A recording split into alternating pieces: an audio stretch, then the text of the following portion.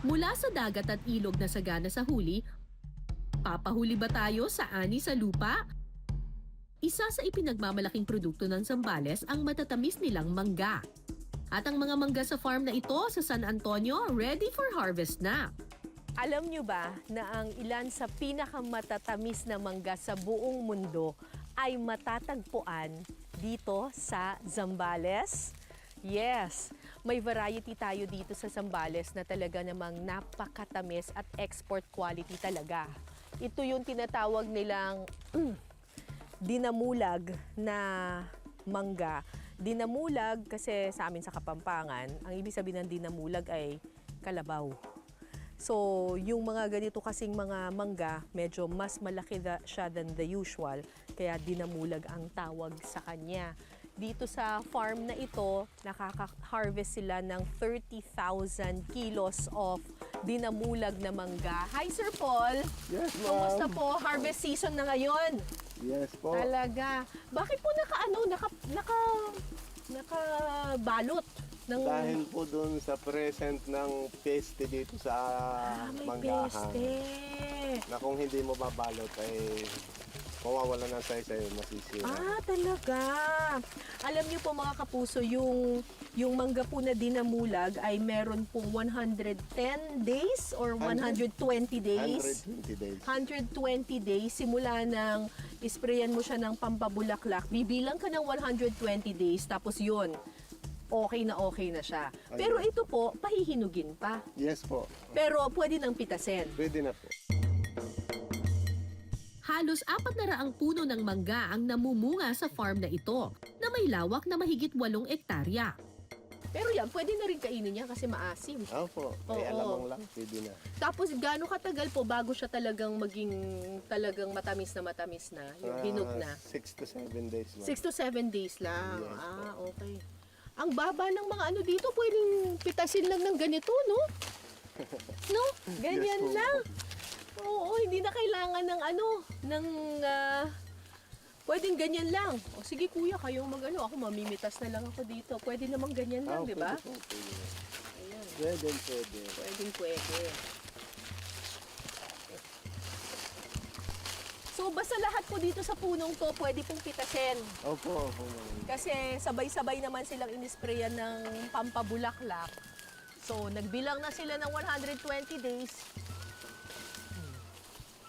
Ang sarap naman mamitas dito. Talagang kinukuha mo lang ng ganun. Grabe, hitik na hitik sa bunga. Sobrang hitik na hitik sa bunga yung puno. Bumaba na ng ganun yung mga branches niya. Pwede mo na siyang anuhin. Pitasin ng ganyan. Grabe. Ang saya naman dito.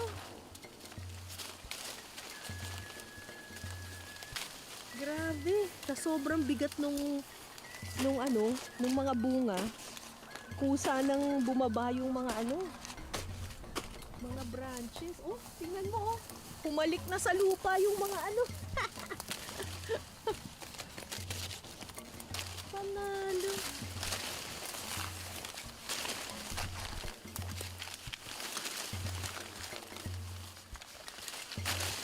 Yan, mangga po kayo.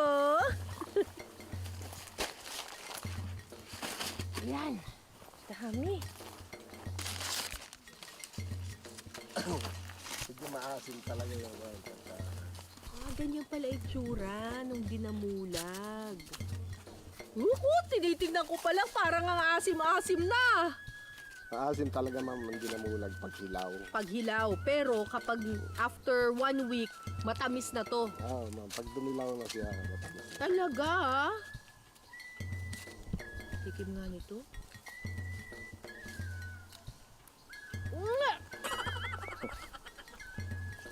Pang sigang.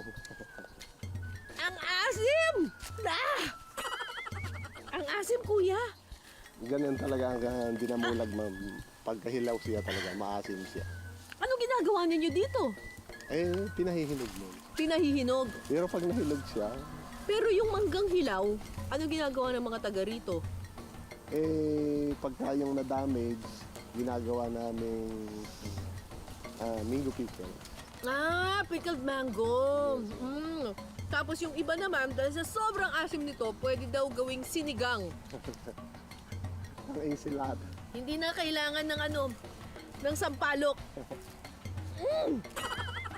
Wow! O kaya, gusto nyong pumangit yung mukha nyo, karahin ang mukha nyo to. Napakaasim! Napakaasim! Ang ironic kasi napakaasim niya pag hilaw, pero maghintay lang po kayo ng 1 linggo, siguradong napakatamis na raw nito. Sa asim ng manggang hilaw, perfect na raw itong pang sinigang.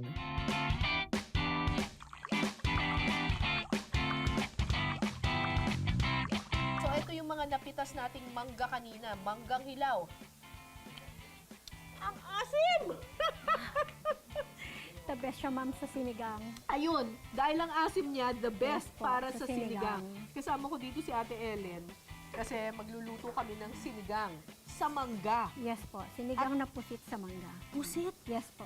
Sinisigang pala yung Yes, ma'am. Special dish dito sa Sambales yan. Ayan na, kumukulo na Pag talaga. makulo na po, Okay, game. ilagay na natin ang mangga. Ang mangga. Ilang mangga to, te?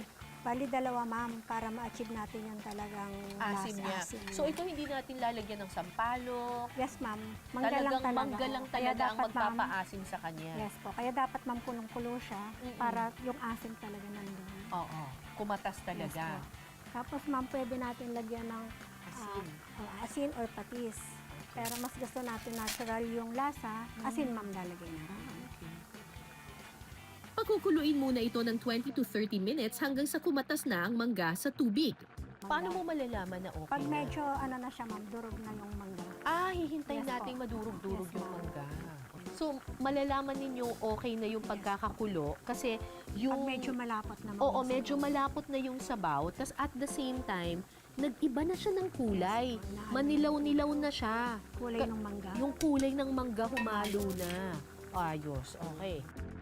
Pwede nang ilagay ang mga gulay tulad ng labanos, okra, talong, siling berde, sibuyas at kamatis. Pwede na po natin ilagay yung ating Pusit umaga. Yes po. Sa pusit naman, ma'am, hindi rin siya pwedeng lutuin ng Matagal. Kasi kukunat din. Kaya once na kumulo ito, ma'am, pwede na rin siya. Huling ilalagay ang kangkong. Once na kumulo, ready to serve na po. Halo-halo na lang ng Yes po, ganon. ayan. Okay. Kukuluin na lang siya. So, ready na siya. Alright. Sige. Takpan natin. Yun! Kumukulo na Ayan, po. kumukulo na, ma'am. Ang galing, Pwede luto na na. lahat. Meron na tayong masarap na sinigang na pusit sa mangga. Oh.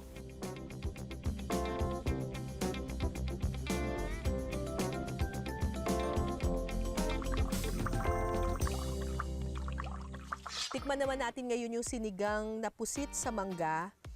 Medyo hindi namin natanggal ng lahat yung mga tinta kaya medyo nangitim ng kaunti. Kung magluluto po kayo nito, siguraduhin yung natanggal ninyo lahat ng tinta. Wow, ang asim! Amazing! Grabe! Walang sampalok ito pero wow! Sarap ng pagkakaasim niya. Ayan may tinta pa. Oh my God. Ang lambot pa nung pusit. Ang galing. Ang galing. Sarap nung asim niya. Yung asim niya, parang halos kasing asim ng sampalok, pero may pagka-tamis-tamis ng konti. Parang may fruity flavor siya. Wow, ang sarap pala ng sinigang sa mangga. May bago ako nag-discover, panalo.